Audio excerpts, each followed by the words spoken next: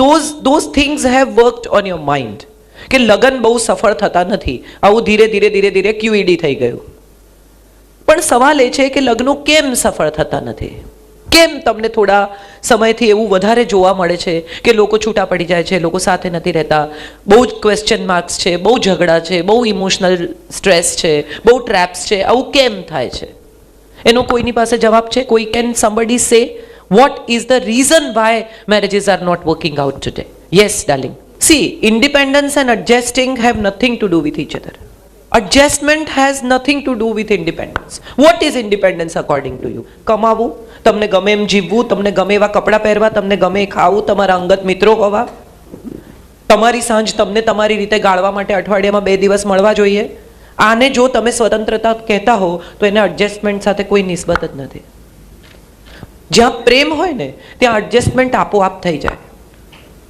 The reason Bing કે તમે કોઈને ચાહતા હો, તમારી મમ્મી નોકરી કરતી હોય, તમારા કોઈની પણ માં કામ કરતી હશે, તો તમને એવું કોઈ દિવસ યાદ છે કે માં રાંધ્યા વગર જતી રહી? જેના પણ ઘરમાં મધર, વર્કિંગ મધર હશે, કોઈને એવું ખબર છે કે મમ્મી એવું કહી દીધું કે આજે બહારથી મંગાવી લેજો, હું નહીં બનાવું? અથવા માએ રવિવારે આમ પગ લાંબા કરીને હિંચકા પર બેસીને એમ કહ્યું કે I am not gonna cook today? આવી કોઈ મમ્મી કોઈને ખબર છે? કેમ? Why not? એને ખબર છે કે એની રિસ્પોન્સિબિલિટી શું છે, એને શું કરવાનું છે. એડજસ્ટમેન્ટ ત્યાં આવે છે જ્યાં પ્રેમ છે. અને મને એવું લાગે છે કે પ્રેમ હોય ને તો જ પરણવાનું. પછીથી થઈ જશે એવું કોઈ પણ સમજાવે તો માનતા નહીં. થવાનો હશે તો હમણાં થશે, નહીં તો કોઈ દિવસ નહીં થાય. એની વચ્ચે કંઈ નથી.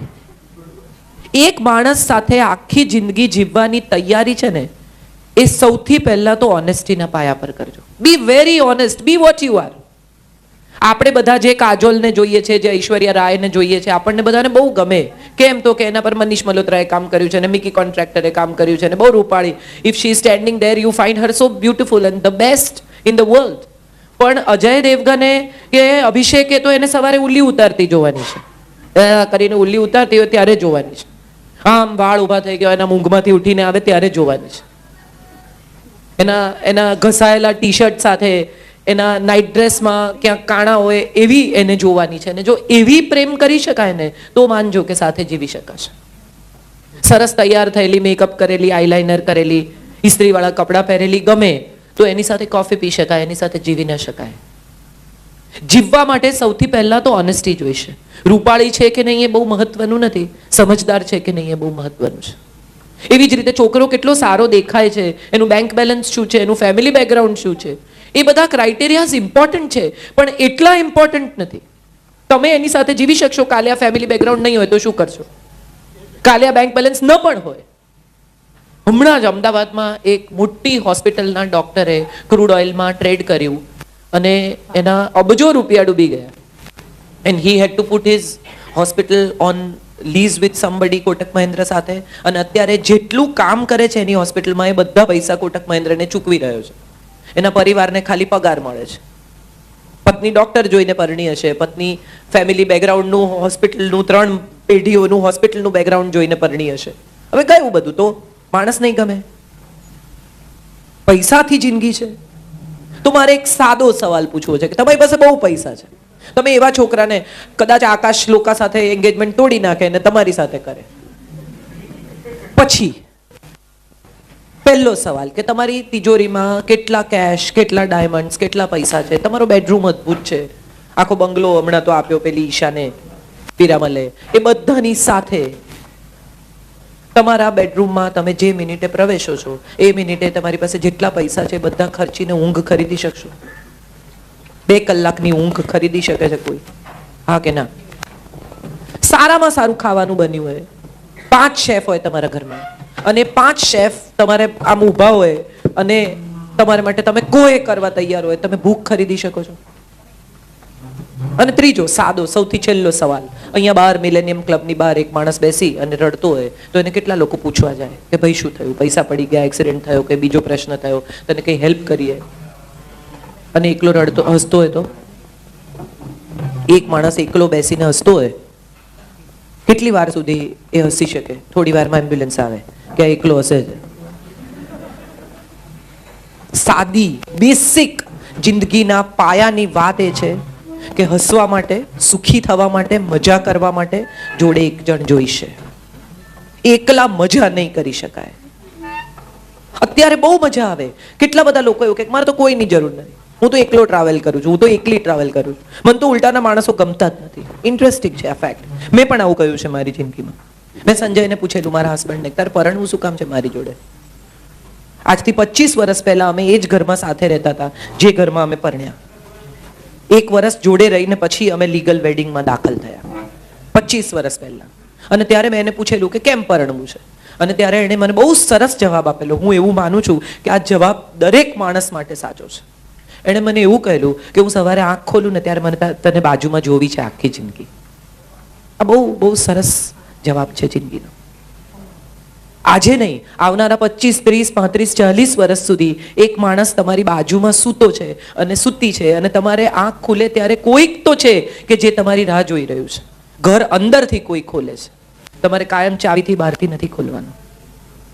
Companionship is what marriage is all about. I don't think it's a project. I don't think it's something that is taught to you all these years. છોકરી જો સમજ શું કરે. તમને એક છોકરી એમ કહે કે હું તો નોનવેજ નથી ખાતી, અને તમને જિંદગીના 10 વર્ષ સુધી ખબર ના પડે કે એ એની બેનપણીઓ સાથે બહાર જઈને નોનવેજ ખાઈ આવે છે.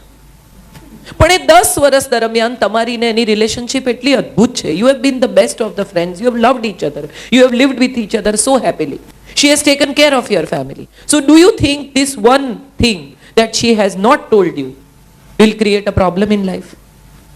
એને ઘરમાં કોઈ દિવસ લાવીને નથી ખાધું, એને બહાર કોઈની સાથે ખાધું છે, એને ભાવે છે, એ ખાય છે, એને તમને નથી કીધું. કેટલા લોકોને લાગે છે કે એનાથી પ્રોબ્લેમ થાય? Let's be honest. હું અહીંયા ભાષણ આપવા નથી આવી. કેટલા લોકોને લાગે છે કે આવી 10 વર્ષની સરસ રિલેશનશિપ પછી તમને આવી એક નાની ફેક્ટ ખબર પડે તો પ્રોબ્લેમ થાય? Very good. I am very glad કે તમે લોકો રાઈટ જગ્યાએ રાઈટ કામ કરવા આવ્યા છો. નાની નાની વસ્તુઓ જિંદગીમાં જરાય મહત્વની નથી. આપણા બધાનો પ્રોબ્લેમ એ છે કે આપણે એટલી નાની વસ્તુને એટલી મોટી કરીએ છીએ કે સમય જતાં આપણને ખબર જ નથી પડતી કે પ્રેમની આગળ એ નાની વસ્તુ એટલી મોટી થઈ ગઈ. તમે 10 પૈસાનો, હવે તો 10 પૈસા નથી મળતા, 1 રૂપિયાનો સિક્કો આમ સૂરજની પાસે રાખો ને આમ, તો તમને સૂરજ દેખાય. પણ એને તમે આંખની પાસે લઈ આવો ને તો સૂરજને પણ ઢાંકી શકે. એને તમારે ક્યાંથી જોવી છે એ બહુ અગત્યની વાત છે. હું એવું માનું છું, હું બહુ ઇન્ડિપેન્ડન્ટ છું. મેં કોઈને ઘરમાં ક્યારેય પૂછ્યું નથી. ધીસ ઇઝ ફોર યુ કે હું જાઉં, હું મારા ઘરમાં અનાઉન્સમેન્ટ કરું છું કે હું શનિવારે ભુજ છું, રવિવારે મુંબઈ છું, સોમવારે અહીંયા છું, મંગળવારે અહીંયા છું, બુધવારે ઘેર આવીશ. અને આ હું માનું છું છેલ્લા 10 વર્ષથી મારા ઘરનું રૂટીન છે. પણ હું જ્યાં હોઉં ત્યાંથી મારા ઘરનું મેનુ હું સેટ કરું છું કે આજે શું બનશે, ઘરમાં શું નથી, એ મને હું જ્યાં હોઉં ત્યાંથી ખબર હોય છે. ઇન્ડિપેન્ડન્સને એડજસ્ટમેન્ટ સાથે કોઈ નિસ્બત નથી. એડજસ્ટમેન્ટને રિસ્પોન્સિબિલિટી સાથે નિસ્બત છે. અને 2 લોકો જ્યારે સાથે જીવવાનું નક્કી કરે ને ત્યારે બંનેની એકબીજા સાથે રિસ્પોન્સિબિલિટી છે. હમણાં થોડા દિવસ પહેલા હું હૈદરાબાદથી આવતી હતી અને એક couple, young couple with a little child and a very little child, એવા 2 જણા, એક ટોડલર ને એક એકદમ ટાઇની બેબી, એ લોકો ચઢ્યા. અને પતિ પત્ની એરપોર્ટ પર સાથે હતા, અને પછી પત્ની પાછળ જઈને નાનું બેબી લઈને સૂઈ ગઈ, અને પતિએ અહીંયા આગળ ફર્સ્ટ રોમાં, સેકન્ડ રોમાં 2.5 કલાક સુધી બચ્ચાને એન્ટરટેન કર્યું. એને કોઈ રીતે પાછળ જવા ના દે. પેલું આમ પાછળ જુએ એટલે એને વળી કંઈક બીજી વાતમાં પાડે. 2.5 કલાક પેલી એની વાઈફ ઊંઘી ને એ લોકો નીચે ઉતરતા હતા. ત્યારે મેં પેલા ભાઈને કહ્યું, મેં કીધું you are a wonderful father, I must tell you. એટલે એણે કહ્યું કે wonderful mother hasn't slept for 3 days. આપણને ખબર નથી, આપણને એવું લાગે કે એણે 2.5 કલાક રાખ્યું છોકરું, પણ પેલી સ્ત્રી છેલ્લા 3 દિવસથી રાત દિવસ નથી સૂતી. So there is a little responsibility કે ચાલ ફ્લાઇટમાં તું સૂઈ જા. અને એટલું કરવામાં તમે ક્યાંય ઘસાઈ નથી જતા. 2 લોકો જ્યારે સાથે, તમે સાદા તમારા રૂમમેટ સાથે હોસ્ટેલમાં રહ્યા હશો, તમે કેટલા એડજસ્ટમેન્ટ કરો છો? તમે કોઈને ઘરે રહેવા જાઓ છો, મામાને ત્યાં, કાકાને ત્યાં, તો તમારે ધાર્યા પ્રમાણે કંઈ થતું નથી. બધું તમને જેવું જોઈએ એવું મળતું નથી. તો જે વ્યક્તિની સાથે તમે લગ્ન કરો છો એની સાથે એવો આગ્રહ કેમ કે હું કહું એમ જ થવું જોઈએ? બંને પક્ષે છે. આ કોઈ એક વ્યક્તિની વાત નથી. હવે તો દીકરીઓ પણ એવી રીતે ઉછરી રહી છે, ભણેલી છે, કમાય છે, તો બધી દીકરીઓને એમ લાગે છે કે હું શું કામ એડજસ્ટ કરું. ઘણા બધા લોકો મારે ત્યાં આવે છે અને પછી ત્યારે મને પૂછે કે હું કેમ એડજસ્ટ કરું. એનો મારી પાસે બહુ સિમ્પલ જવાબ છે. તમે ડૉક્ટરને ત્યાં જાઓ, તમને પ્રિસ્ક્રિપ્શન લખી આપે અને તમે એને 500 રૂપિયા આપીને 2000 રૂપિયા આપીને એમ કહો તમે જ ખાજો, તો શું થાય? તમે સાજા થાવ? જેને સુખી થવું હોય ને એણે પોતે મહેનત કરવી પડે. બીજું કોઈ કરશે ને તમે સુખી થશો, આ વિચાર ભૂલી જજો. Somebody else will make you happy. That will never happen. One of my novels, એક સાંજને સરનામે, એમાં એક છોકરો આવી રીતે છોકરીને મા બાપને મળવા જાય છે અને છોકરીના મા બાપ પૂછે છે કે તું એને સુખી કરીશ ને? અને ત્યારે છોકરો જવાબ આપે છે કે હું એને માટે સંપત્તિ ખરીદીશ, હું એને માન આપીશ, હું એને પ્રેમ કરીશ, હું એને સલામતી પણ આપીશ, હું એની સાથે એડજસ્ટ પણ કરીશ. સુખી એને જાતે થવું પડશે. તમને કોઈ સુખી નહીં કરી શકે, કારણ કે ગમે તેટલું મળે પછી પણ દુઃખી થવાનું તમે નક્કી કર્યું હોય તો કોઈ આવીને તમને મજા નહીં કરાવે. આપણે બધા અજાણતા જેવી દુનિયામાં દાખલ થઈ ગયા છીએ કે આપણે બીજા લોકો સાથે કમ્પેર કરીએ છીએ આપણી જિંદગી. અને જે હું માનું છું બધાનો યુનેનિમસલી પ્રોબ્લેમ છે. આના ઘરમાં આમ છે, મારા ઘરમાં નથી. પેલાના ઘરમાં આમ છે, આના ઘરમાં આમ છે. જ્યારે તમે પેરેન્ટ્સ જોડે રહો છો, તમારા ઘરમાં એક છોકરી પરણીને આવે છે, તમે વિચાર કરો એ કોને પરણીને આવી છે? તમારા મા બાપને? એ તમને પરણીને આવી છે, એને તમને જોયા છે. મા બાપનો ભાગ 5, 10, 15% હશે, પણ what she has decided is to live with you. So the biggest responsibility is to give her an environment where she can live with you. I am not saying કે તમારા પેરેન્ટ્સને તમે એમ કહી દો કે ના આવું નહીં કહેવાનું, આવું નહીં કરવાનું. પણ જ્યારે આવા કોઈ પણ સંઘર્ષ, અને થાય જ, કોઈ, હું નથી માનતી કે કોઈ ઘર એવું છે કે જેમાં એક નવી આવેલી વ્યક્તિ ઇમિડિયેટલી 5 જ મિનિટમાં એડજસ્ટ થઈ જાય ને એવું લાગે કે જાણે 25 વર્ષથી રહે છે. સાદા દાખલા હું તમને આપું તો તમને બહુ મજા આવે એવા દાખલા છે કે ટીંડોળા ગોળ સમારવાના કે ઊભા સમારવાના. એને ઘેર ગોળ સમારતા હોય, તમારે ઘેર ઊભા સમારતા હોય. પેલી ગોળ સમારે એટલે ત્યાંથી થાય ઝઘડો ચાલુ. અમારે ઘેર લીલું મરચું નાખે છે, તમારે ઘેર સૂકું મરચું નાખે છે. મારા પોતાના ઘરમાં મને ખબર છે કે I M a single child. હું, મારી મમ્મી ને મારા પપ્પા, અમારા ઘરમાં નથી કોઈ બહુ મહેમાનો કદી આવ્યા કે નથી અમે ક્યાંય કોઈને ત્યાં જઈને રહ્યા. અમે દરેક વેકેશન 3 જ જણાએ લીધું છે. અને સંજયના ઘરમાં એના 4 કાકાઓ, 2 ફોઈઓ, અને એવું કહે ને કે ઘરના લોકો જમવાના છે એટલે 35 જણા હોય. આવો પરિવાર છે. અને ત્યાં હું જ્યારે ગઈ પરણીને ત્યારે આઈ વોઝ લાઈક આ કેવા લોકો છે? કોઈ પણ એક માણસ આવે, થાળી લે, જમવા બેસી જાય. ગમે તે માણસ ગમે તેનું સ્કૂટર લઈને જતું રહે, ગમે તે માણસ ગમે તેનું શર્ટ પહેરી લે. For me it was a kind of cultural shock. But the best part of the story was my mother in law knew that I am coming from a family which is a very small nuclear family. And she kept on. અમારે ઘરે બધા જમવાના હોય તો પરિસ્થિતિ એવી હોય કે પહેલા બાળકો જમે, પછી પુરુષો જમે, અને પછી સ્ત્રીઓનો વારો આવે. એટલે 2 વાગી જાય અને મને તો સવારે ભૂખ લાગે અને આ 2 વાગ્યા સુધી તો રાહ જોવી એ તો મારા માટે આખી ઇમ્પોસિબલ. હું ચીડચીડ થઈ જાઉં. એટલે મમ્મી સવારના પોરમાં મને એવું કે આજે તમે નાસ્તો કરી લેજો, 2 વાગશે. See, I personally feel this કે આ પેરેન્ટ્સની પણ નાનકડી ફરજ છે કે એક પરણીને આવેલી નવી છોકરી, તમે એક મોબાઈલ ફોન ખરીદો અને પછી નવો ફોન ખરીદો તો તમે જ્યારે ડેટા ટ્રાન્સફર કરો બંનેના બ્લૂટૂથ ઓન કરીને, ત્યારે તમને ફોનવાળો, તમે તો બધા નવી જનરેશનના છોકરાઓ છો તો તમને એવી ખબર છે કે વચ્ચે બટન નહીં દબાવવાના, નહીં તો ફોન હેંગ થઈ જાય. રાઈટ? હા કે ના? ડેટા ટ્રાન્સફર થતો હોય ત્યારે વચ્ચે બટન નહીં દબાવવાના. કરેક્ટ? હવે આ છોકરી જે તમારે ઘેર આવી છે એ 25 વર્ષનો ડેટા એની જોડે લાવી છે. એ તમારા ઘરમાં ટ્રાન્સફર કરે ને ત્યાં સુધી એના બટન નહીં દબાવતા, નહીં તો હેંગ થશે. પછી તમે જાણો. થવા દો શાંતિથી એનો ડેટા 2 બ્લૂટૂથ ઓન કરી અને મૂકો, ટેબલ પર રહેવા દો એને, એની મેળે ટ્રાન્સફર થશે. એમાં કંઈ તમારે બીજું કરવાનું નથી. બધાના ઘરમાં નાના નાના કુંડા હશે, છોડ હશે. તમે બહારથી નર્સરીમાંથી પ્લાન્ટ લાવો, પછી તમારા ઘરના કુંડામાં રોપો, ત્યારે તમારે આજુબાજુની માટી લેવી પડે. આમ સાફ કરીને મૂળ જોડે ના નાખો. રાઈટ? આટલી માટી સાથે એમાં ખાડો કરીને તમે નાખો. આ માટી છે ને એનો ઉછેર છે, એની જોડે લાવી છે. એ માટી તમારે સાથે રાખવી પડશે તો એ તમને તમારા કુંડામાં એડજસ્ટ કરશે. બધું જ બદલવાનો પ્રયત્ન કશુંય નહીં બદલે. થોડું થોડું બદલવાનો પ્રયત્ન ખૂબ બધું બદલશે.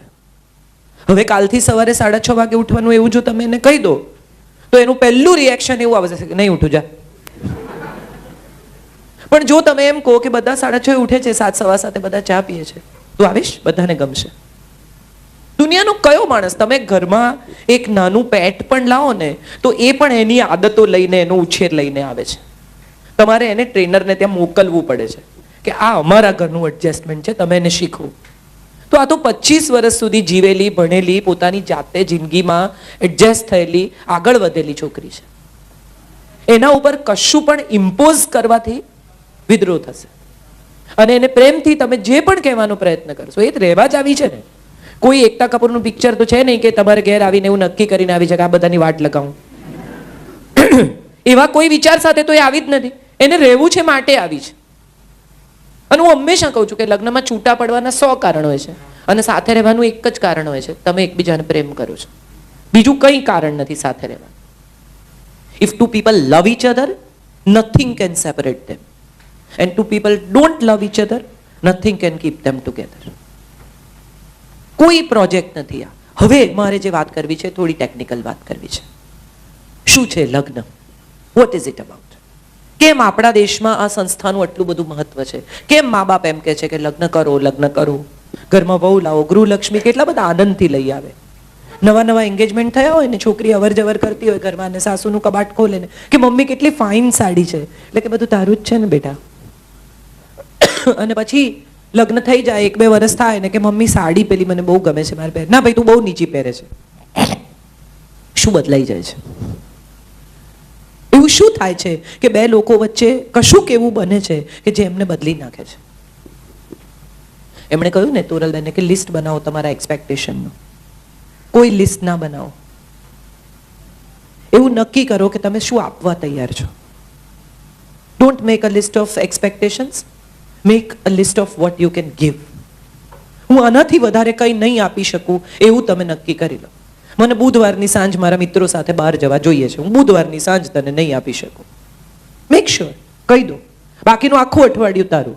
પ્રશ્ન શું થાય છે? બુધવારની સાંજ મિત્રો સાથે, ગુરુવારની સાંજ ઓફિસમાં મોડું થઈ ગયું, શુક્રવારની સાંજે ક્લાયન્ટ આવી ગયા, શનિવારની સાંજે તો હવે કોઈકને ત્યાં લગ્ન છે, સોમવારની સાંજે ફલાણું થયું, મંગળવારે આમ થયું. એટલે બુધવારની તો તમે લીધી જ, બાકીની બધી અનઓફિશિયલી લીધી. એક સ્ત્રી જે તમને પરણીને આવી છે એની જરૂરિયાત એ છે કે તમારી સાથે સમય વિતાવે. અને જગતના કોઈ પણ 2 જણા જો એકબીજા સાથે સમય નથી વિતાવી શકતા તો એમને સાથે રહેવાનું ગમતું નથી. Spend time together, talk to each other. Phone કેટલો બધો, ગઈકાલે જ હું બોલીને આવી છું કે મોબાઈલે આપણી જિંદગી કેવી કરી નાખી છે. 2 જણા હનીમૂન પર જતા હોય, હમણાં જ થોડા દિવસ પહેલાની જ વાત છે, દિલ્હી એરપોર્ટ પર હાથમાં ચૂડો પહેરેલો હનીમૂન પર જતા હતા અને મારી બાજુમાં બેઠેલા 2 જણા બંને પોતાના ફોનમાં વ્યસ્ત હતા. They were both busy with their own phone. હજી તો હનીમૂન પર જાય છે ને હવે તો આખા બધા એક આખી નવી ટ્રેન્ડ ચાલુ થયો છે કે 3 કપલ હનીમૂન પર જોડે જાય. કેમ? તો કે પછી કંટાળો આવે. તમને હમણાંથી કંટાળો આવે છે તો તમારે સાથે તો પછી બીજું રહેવાનું તો કોઈ કારણ જ નથી. સમય સાથે વિતાવવો એ પહેલી શરત છે. Spend time together. Do something that you like. Vatsyayana જેણે કામસૂત્ર લખ્યું, એણે લખ્યું છે એના પુસ્તકમાં કે લગ્નની પહેલી રાત્રે વરકન્યા એકબીજાને સ્પર્શ પણ ન કરવો. અને જે લોકો વિધિસર અહીંયા પરણેલા છે એમને ખબર છે, હજી તમારે તો એક્સપિરિયન્સમાંથી પસાર થવાનું છે, પણ જે લોકો વિધિસર પરણ્યા છે એને બરાબર ખબર છે કે પહેલી રાત્રે એકચ્યુઅલી કોઈ કશું કંઈ કરવાના મિજાજમાં હોતું જ નથી. એવા થાકેલા 2 જણા પીનો કાઢો પહેલા માથામાંથી, ત્યાંથી ચાલુ થાય કે આ પીન પહેલા કાઢો. વાળ બધા એટલા કડક થઈ ગયા હોય, સ્પ્રે કરીને પહેલા તેલ નાખો, વાળ ધુઓ, ઢીલા કપડાં પહેરો, ત્યાંથી શરૂ થાય. Why are we looking at marriages with this first night concept? Hindi સિનેમાએ આપ્યો આપણને આ કોન્સેપ્ટ. આવો કોઈ કોન્સેપ્ટ આપણા દેશની સંસ્કૃતિમાં છે જ. આખો સુહાગ રાતનો જે નોનસેન્સ કોન્સેપ્ટ છે એ હિન્દી સિનેમાએ એ સમયના યુવાન લોકોના ભેજા બહેલાવવા માટે શોધેલો કોન્સેપ્ટ છે.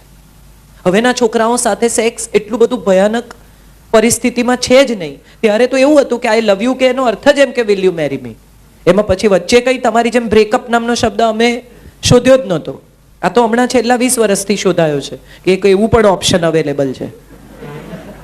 અમારી પાસે તો હતું જ નહીં. અમે તો ઘરે છોકરો મળવા લઈ જઈએ એટલે મા બાપ કન્ફર્મ કરે ને પછી તો અમારે છૂટા પડવું હોય તોય ના પડે. મા બાપ કહે કે અમે તો બધા સમાજમાં કહી દીધું છે એટલે હવે પરણી જાઓ, હવે કંઈ નહીં. અગત્યની વાત એ છે કે શરીર ઇમ્પોર્ટન્ટ છે પણ શરીર જ ઇમ્પોર્ટન્ટ નથી. શરીર સાથે જોડાયેલી કેટલી બધી અનુભૂતિઓ અદ્ભુત છે. બે લોકો ખાલી અંધારામાં ફિલ્મ જોતી વખતે એકબીજાનો હાથ પકડે ને તો એનો પણ રોમાંચ છે. આપણે બધાએ એને એટલું સસ્તું કરી નાખ્યું છે, એટલું બધું. અને ખાસ કરીને Indian television, Indian hoardings, Indian advertisements, Indian films have made it so chip.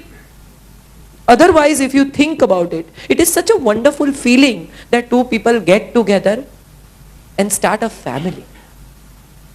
એક આખો પરિવાર નવો રચાય અને એની સુંદરતા, એની બ્યુટી, એના ઇમોશન્સ વિશે આપણે કશું જાણતા નથી અથવા સમજવા માંગતા નથી.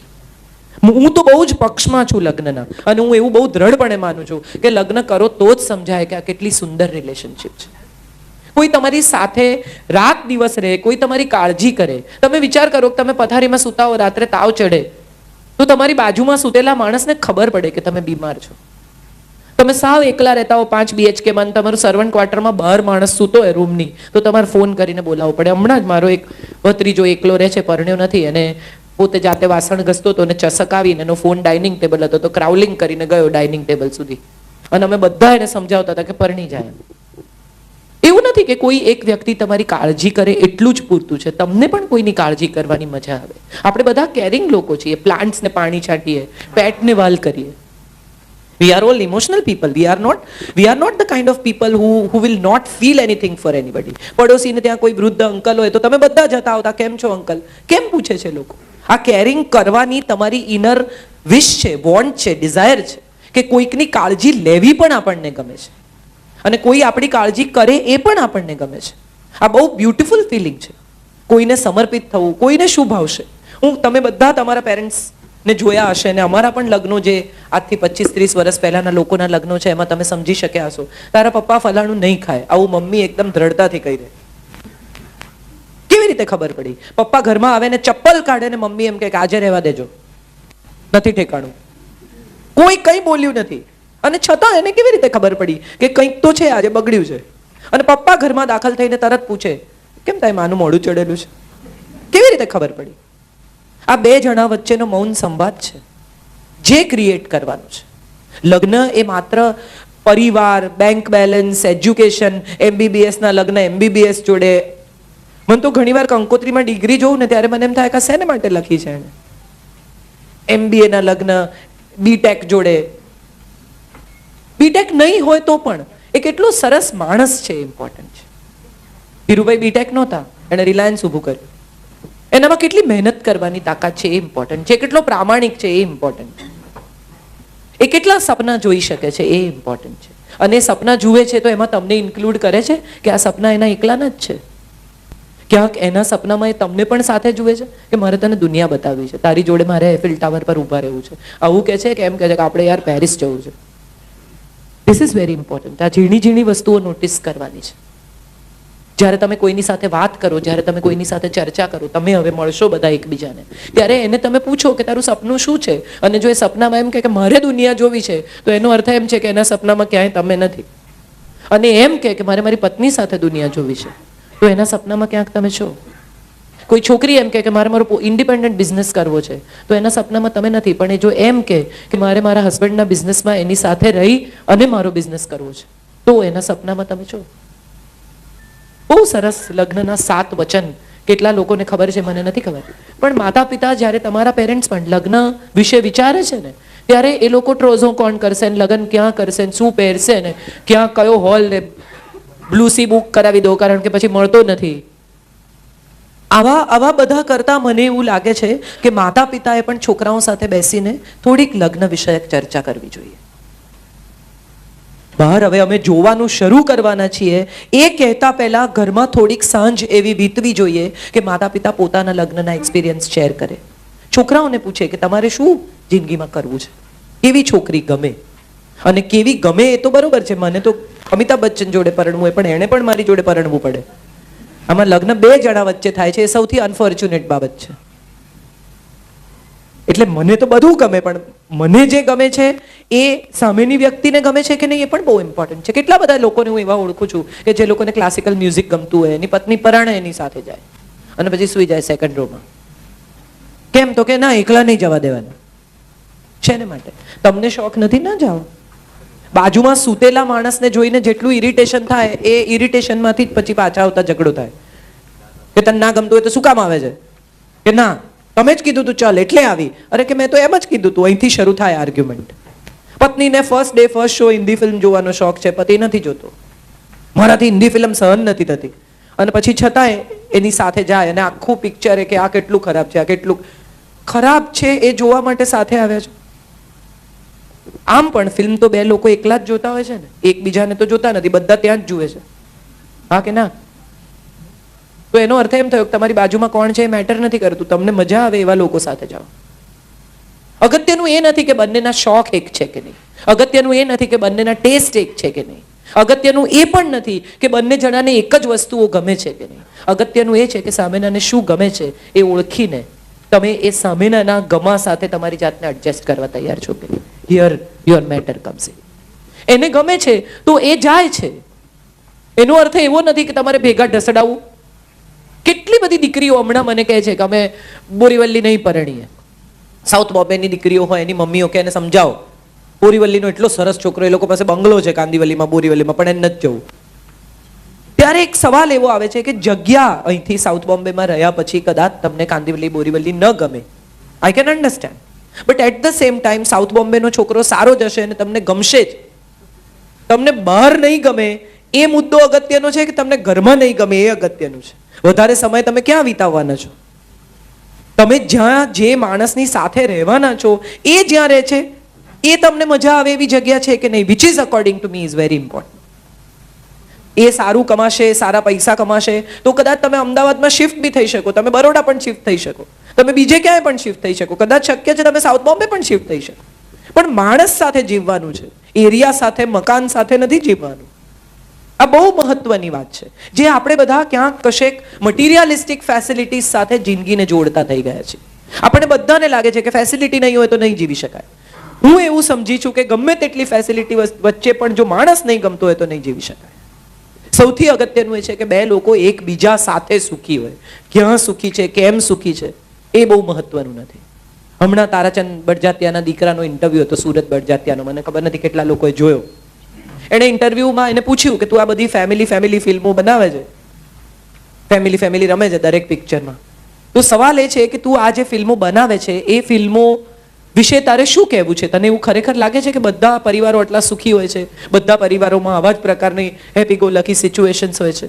અને ત્યારે એણે બહુ સરસ જવાબ આપ્યો કે મને ખબર નથી બધા પરિવાર સુખી હોય છે કે નહીં, પણ આ ફિલ્મ બનાવીને હું એવું કહેવા માંગુ છું કે જો પરિવાર ઈચ્છે ને તો આટલા સુખથી રહી શકે છે. આપણે બધા અજાણતા જ જિંદગીના એવા તબક્કા પર આવી ગયા છીએ કે આપણને લાગે છે કે મિનિમમ આટલી લાઈફની કોસ્ટ છે. ડિઝાઇનર્સ, ડાયમંડ્સ, ડેસ્ટિનેશન્સ, આ બધી મજાની વાત છે. આમાં હું હંમેશા એવું કહું કે તમે સાયકલ ઉપર તડકામાં રડતા રડતા જતા હો તો જિંદગી ઝેર જેવી લાગે, પણ BMW ચાલુ કરીને જગજીત વાગતો હોય, અરિજીત વાગતો હોય અને તમે રડતા હો તો તમને તમારું દુઃખે મોંઘું લાગે. દિલ તૂટે તો એસીમાં બેસીને રડવું, એવું નહીં કહી કે તડકામાં રડવું. એવું I don't believe in all those so called simplicities. I love lifestyle, I spend money, I live good. But the question is that is not the only thing that we are looking at. That will not make you happy. That will give you comforts. That will give you a lifestyle. That will give you something to show off. હમણાં જ એક છોકરી, અને હમણાં બહુ સરસ IIM-માં ભણતો એક પ્રોફેસર છે, ભણાવે છે યંગ છોકરોને, એની વાઈફ અમદાવાદમાં રહે છે. They had come to my place. બહુ ઇન્ટરેસ્ટિંગ ઝઘડો. બંને જણા સવારે નીકળી જાય, પેલો છોકરો છે એ એનો ભીનો ટોવેલ બેડ પર મૂકીને જાય, બાથરૂમમાંથી નીકળે એટલે છોકરીની સાઈડ આવે, એ સાઈડ ઉપર ભીનો ટોવેલ મૂકે ને પછી બંને જણા જતા રહે. પાછા આવે ત્યારે ભીનું ચકરડું આ છોકરીની સાઈડ પર હોય. 1 દિવસ, 2 દિવસ, 3 દિવસ, ને પછી ઝઘડો એ સ્થિતિએ પહોંચ્યો કે બે જણાએ સાથે નથી રહેવું એવું નક્કી કરી લીધું. આ વાત અહીંથી શરૂ થયેલી, કારણ કે અમે ધીમે ધીમે નીચે ઉતર્યા ત્યારે ખબર પડી કે મુદ્દો આ હતો. એટલે મેં એને પૂછ્યું, મેં કીધું ઝઘડો કેટલા દિવસ ચાલે? એવું કંઈ નહીં, 2 દિવસ, 12 દિવસ અમે ના બોલીએ એકબીજા સાથે. અને મેં કીધું ટુવાલ સુકવતા કેટલી મિનિટ થાય? તો કે 2 મિનિટ. તો મેં કીધું આપણે સૂકવી દેવાનું. કેમ એનો ટુવાલ એ ના સૂકવે? મેં કીધું કારણ કે તારી સાઈડ બાથરૂમની પહેલા આવે છે. તારી બાજુ ભીનું ચકરડું પડે છે, જઈને સૂકવી દે. તું 3 દિવસ સૂકવીશ તો એ ચોથે દિવસે જાતે સૂકવી દેશે. એકચ્યુઅલી એને 3 દિવસ બોલ્યા વગર કે 4 દિવસ જે બી અઠવાડિયું સૂકવ્યો હશે, પછી એનો ફોન આવ્યો કે કાજલ આંટી એકચ્યુઅલી હવે જાતે સૂકવે છે. બહુ સાદા ઉપાયો હોય છે જિંદગી જીવવાના. મને એવું સમજાય છે કે આપણે છે ને આ બધા જે ગેજેટની જનરેશન આવી ને, એ ગેજેટની જનરેશને સિમ્પ્લિસિટી ખોઈ દીધી.